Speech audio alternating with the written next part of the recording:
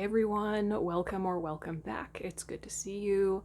This is going to be a channeled message directly from the part of you that is ready to be heard, healed, and integrated. So if you're new here, my name is Emily. I am an intuitive channel and tarot practitioner with a focus on self-awareness. So I use tarot and oracle to read energy for the purpose of inner work, shadow work, parts work, etc. So that's exactly what we're going to do today. So the part of you that is coming forward for integration right now is represented by Temperance. And this is a part of you that has direct access to, I'm hearing, your soul self or your higher self. This is an aspect of you that is ready for expansion and that is sick and tired of playing small. This part of you is saying, this is exactly what I'm hearing. I am sick and tired of playing in the minutia, in the power games, in the stupidity. I'm sick and tired of it. I don't want to play small anymore. I don't want to be on the fence anymore between staying stuck and expanding. Being on the fence is really the most painful part. It's almost like, you know, in the traditional temperance card, the angel has one foot in the water, just barely, and one foot out. And I'm seeing that in my mind's eye. It's like this part of you has one foot in expansion and one foot in stuckness, which is kind of like regression, I guess, in a way. And the really painful part is that you can feel that you're being called to more, something bigger, better, more expansion. But you feel blocked, you feel stuck. You're not choosing that expansion 100%. Okay. So by virtue of the fact that this is the part of you that is ready to be integrated, that means to some extent it's been suppressed. This is a part of you that has been suppressed. So to some extent, you may be very well aware of this voice in your head, this voice that says, come on, I want more. I'm done with the stupid minutia. I'm done with this. I'm just done playing small, right? Like you might be very well aware of that voice in your head, but you have not yet fully engaged with it in an empowered way or taken empowered action on this voice, this part of you. I hope that makes sense. Okay. But you're seeing this reading. And so you're ready now. You are, in fact, ready to stop playing small. You are ready to own this part of you that says, come on, come on. Let's create something bigger and better and more authentic for ourselves, right?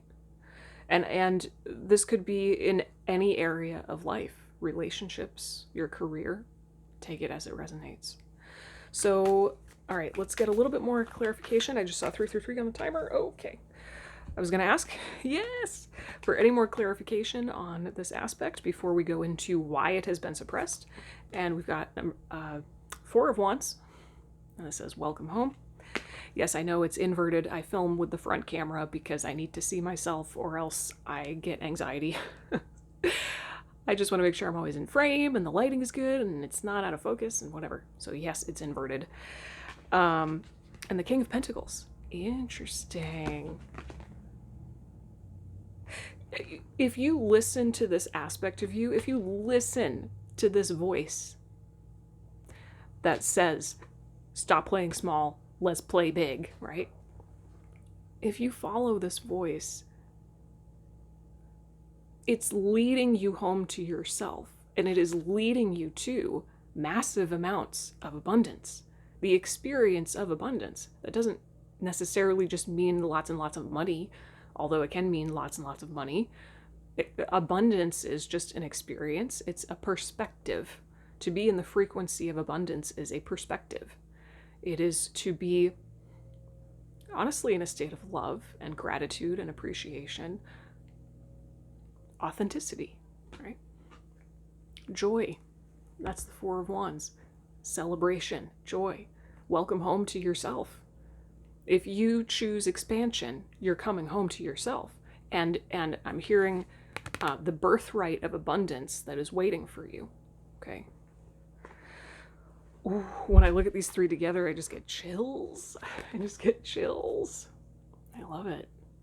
So why have you not taken action on this part of you? Why have you suppressed this part of you? Even though you're probably to some extent aware of it, why have you not taken action? Why has this temperance been suppressed? Why has this part of the collective been suppressed? There's fear. There's a ton of fear, and I'm definitely feeling a connection to my solar plexus and my diaphragm right now. That's all about your sense of self, right? Why has this aspect been suppressed?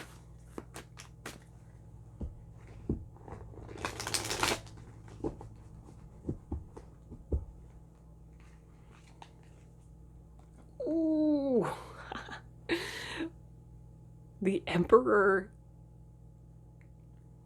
It's interesting that the King of Pentacles came through in such a positive way, but the Emperor has come through in such a negative, resistant way. They look similar, but they completely different, right? Okay.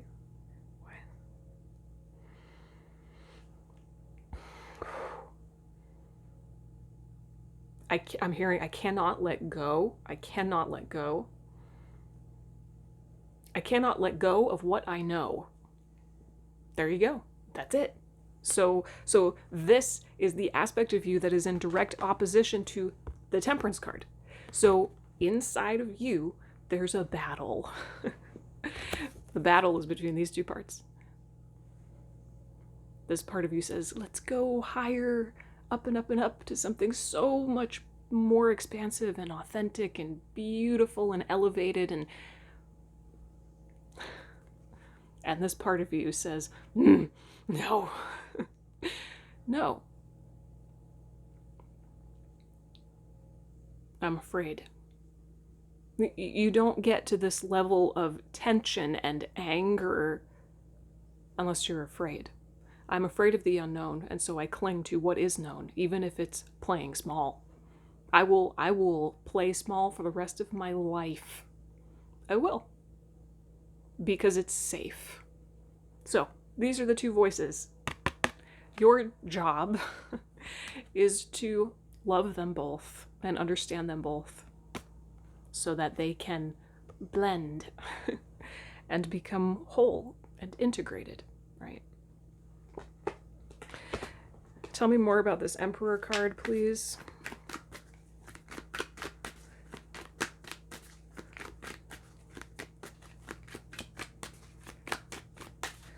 So just take a moment here to just acknowledge both of those parts of you. If you resonate with this reading, then acknowledge both parts of within you right now. Acknowledge both voices. They're both you. They're both you. One is not more you than the other. Tell me more about this Emperor. There's a desire, a need to control, a need for control here. The Hierophant.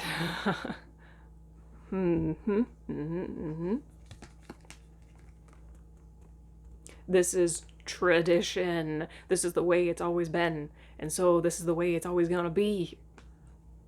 This is beautiful. This is complete validation of what I just said through the Emperor. Tradition. Known. Control. Rigidity. This is also, I would say, out of alignment or hurting divine masculine.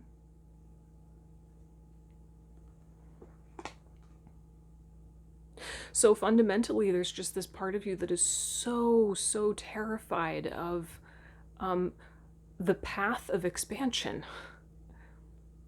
This part of you is terrified of what life will really look like if you follow your higher calling, if you follow your higher self. If you stop playing small, you're projecting something bad will happen. This part of you is projecting something bad will happen. So I would verbalize that. If I were in your shoes, I would verbalize it to myself. If I stop playing small, I am terrified that. Fill in the blank. Fill in the blank. Okay. All right, let's get a journal prompt from my journal prompt deck, and then we'll do a closing message with an oracle card. What journal prompt wants to come forward for the collective at this time? There's a lot of frustration both ways. It's almost like each of these parts of you is frustrated in their own way for their own reason. There is a lot of that frustration. It's just born of this feeling stuck, and I get a feeling of pressure in my chest. So I don't know if you can hear that or not. That's okay. Hugh is sneezing in the other room. What journal prompt wants to come forward for the collective at this time?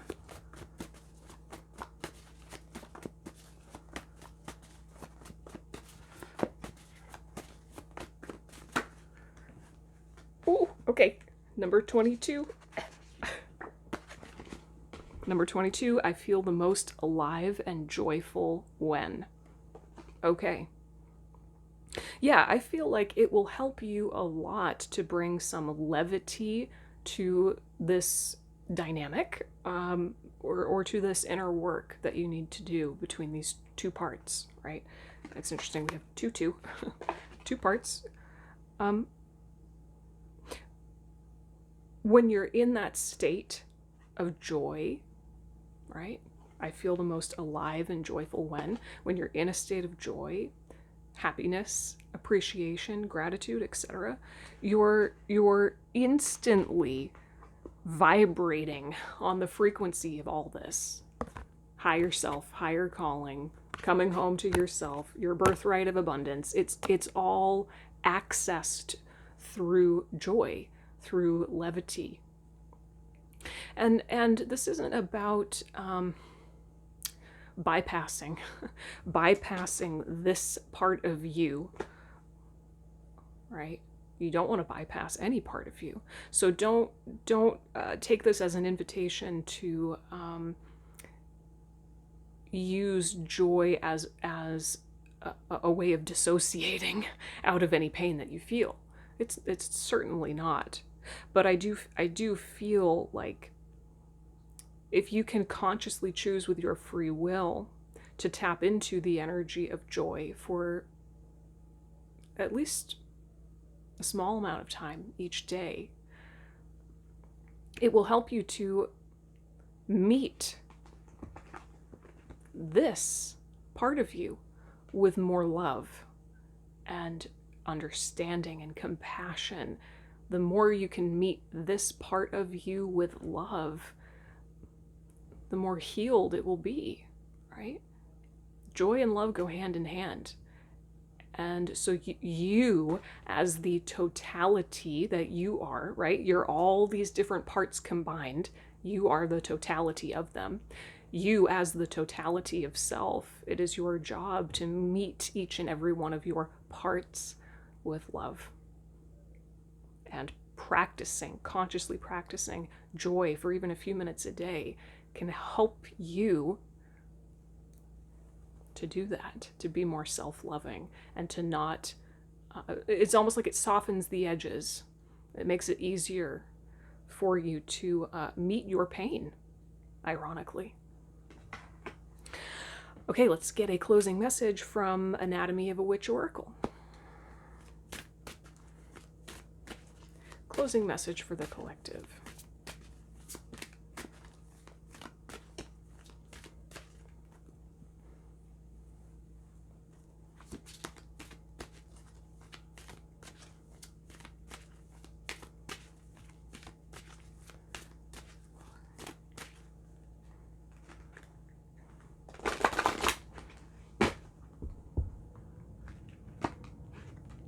Ooh, full moon.